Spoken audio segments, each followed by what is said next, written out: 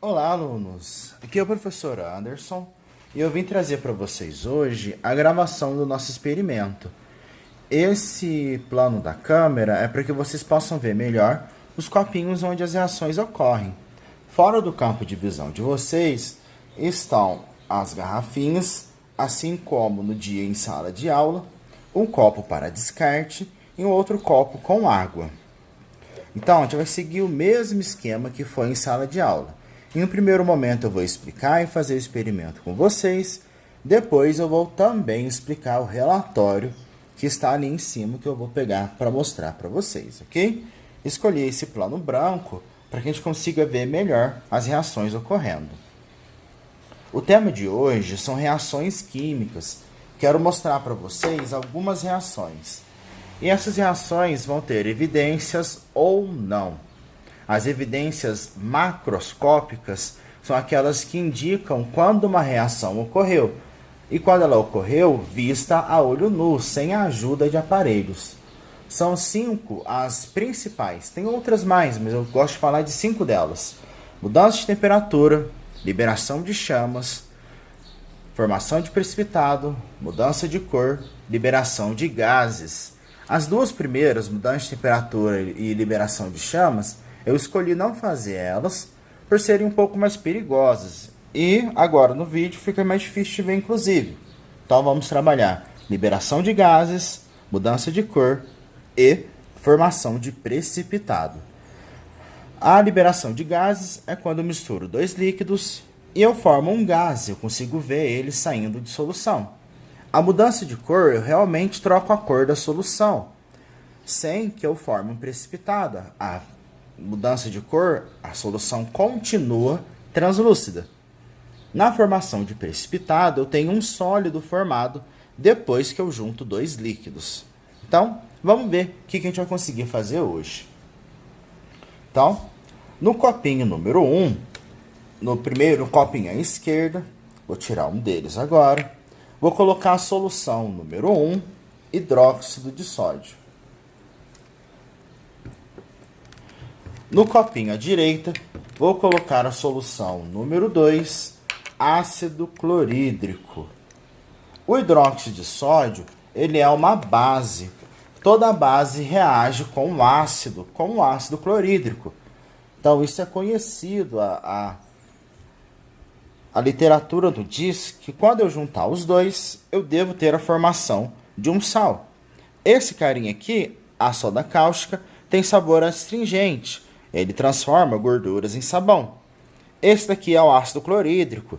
Ele é um ácido, ele reage com metais, corroendo eles. Ambos têm poder corrosivo.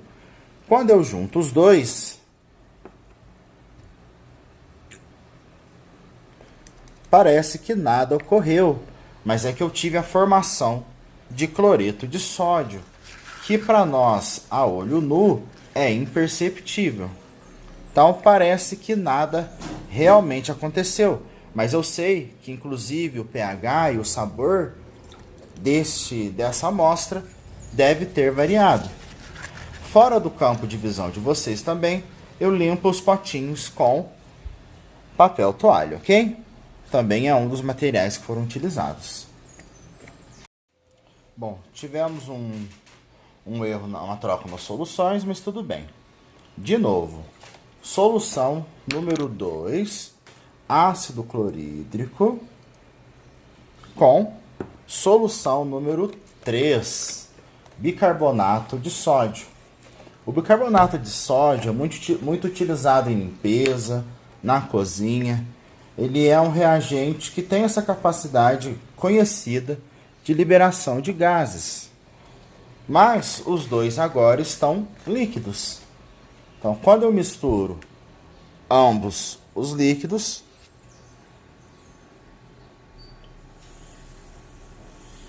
é perceptível, inclusive audível, a gente consegue ouvir a formação dos gases devido à reação do ácido com bicarbonato. Então, é a liberação de gases que me mostrou que essa reação está acontecendo. Agora eu vou fazer algumas formações de precipitado. O precipitado, mais uma vez, quando eu junto dois líquidos e ele forma um sólido. À minha esquerda, o reagente número 4, cloreto de bário.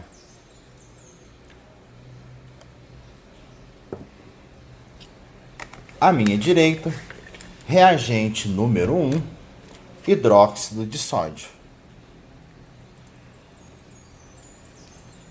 Ambos transparentes.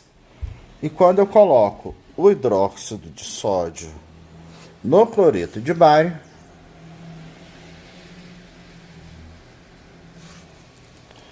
ele fica esbranquiçado, opaco. É difícil falar que ficou branco, porque raramente a solução mudou de cor para branco. Vou usar, por exemplo, aqui um copo apenas com água. Quando eu ilumino o copo com um feixe de laser, percebam que dá para ver muito bem a linha onde passa o laser. Então ele é transparente, translúcido. Mas quando eu passo o laser pelo cloreto de bário, a gente percebe os sólidos formados nele. Inclusive, a câmera não deixa nem aparecer de tanto que esses sólidos estão refletindo a luz. Então, é uma luz, esses sólidos, aparecem quando eu ilumino um outro tipo de luz, ou quando eu chego bem perto, dá pra ver que eu tenho sólidos formados. Não é uma mudança de cor. Eu tenho sim um sólido branco formado no copinho.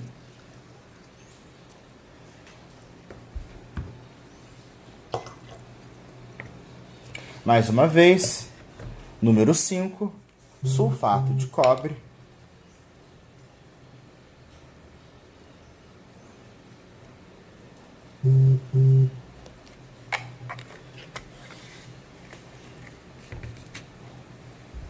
Com o número 1, hidróxido de sódio.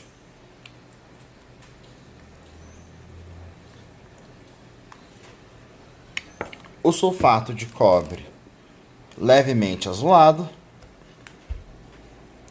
Ao misturar os dois, parece que ficou azulado. Porém, houve a formação de um sólido. Quando eu ilumino com laser, ele reflete todo o copinho. Então, os sólidos ali refletem e dá para perceber que é um sólido.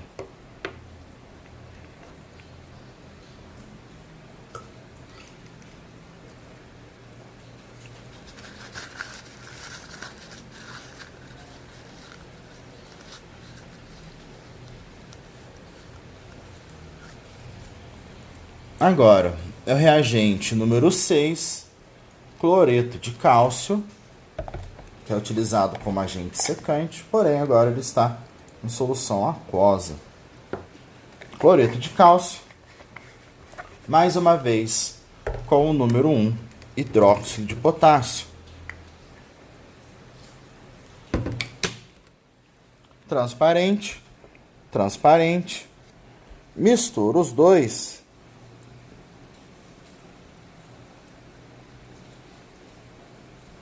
Nesse, dá para perceber nitidamente a separação entre um sólido e um líquido. Aonde teve contato com o hidróxido de sódio, formou um sólido branco de hidróxido de cálcio. Então, mais uma vez, não foi uma mudança de cor, mas sim a formação de um precipitado. Agora eu vou mostrar para vocês duas reações simultâneas com sais de ferro. Solução número 7, sulfato de ferro amônio.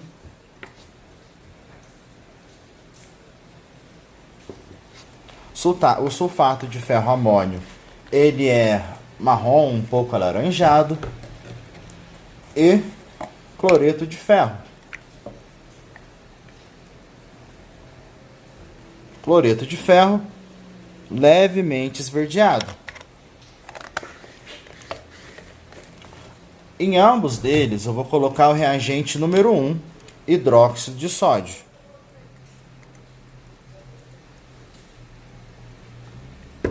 Então, se ambos são sais de ferro, eles deveriam formar os mesmos reagentes, certo? Então, um amarelado, o outro marrom, mas ao misturar o composto hidróxido de sódio, que é transparente, eu tenho que o sulfato de ferro amônio fica marrom, bem alaranjado, enquanto o cloreto fica bem esverdeado. Percebe-se que, mais uma vez, é um sólido laranja que é formado. Quando eu passo o laser através, dá para ver os sólidos espalhando a luz de laser. Este outro também. Até houve uma separação. E também dá para perceber, ó, aqui em cima eu vejo o feixe de laser. E embaixo, o sólido é tão intenso que ele sequer permite que a luz atravesse. Esse é um sólido que é formado em uma concentração muito alta. Então, pegar um pouquinho desse sólido, misturar com água, a gente percebe melhor a formação do sólido preto. E aqui no laser, dá para ver o sólido através do feixe. Então, não foi, mais uma vez, mudança de cor, mas sim formação de precipitado. Para finalizar, vou mostrar duas mudanças de cor verdadeiras, mas vai ser fácil perceber quando ela for verdadeira ou não.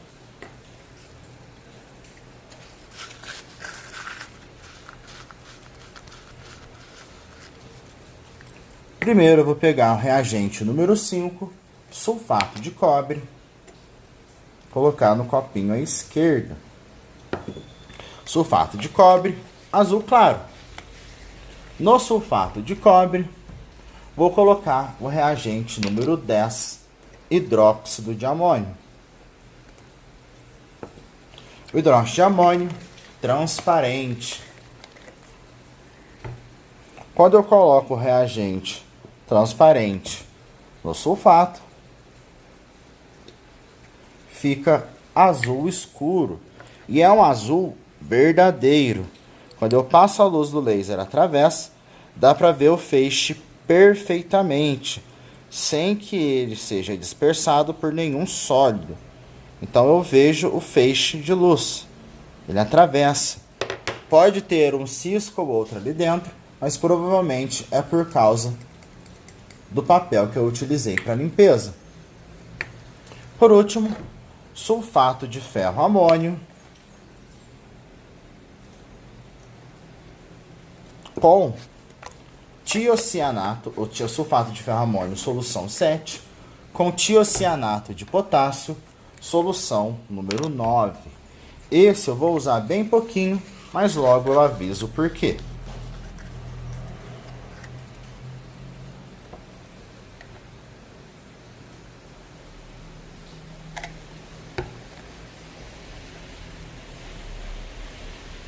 Então tem algumas gotas do tiocianato de potássio e o sulfato de ferro amônio. Quando eu misturo os dois, fica vermelho. E mais uma vez, é um vermelho verdadeiro. Ó, ele não deixa a luz do laser atravessar por ser da cor oposta ao laser. Olha só que interessante. Mas percebe-se que ele é transparente, porque dá para ver através dele. É um vermelho muito intenso. E se eu colocar um pouco mais do tiocianato nele, ele chega a ficar tão escuro que quase fica preto. Então ele é um cor vermelho sangue, muito intenso.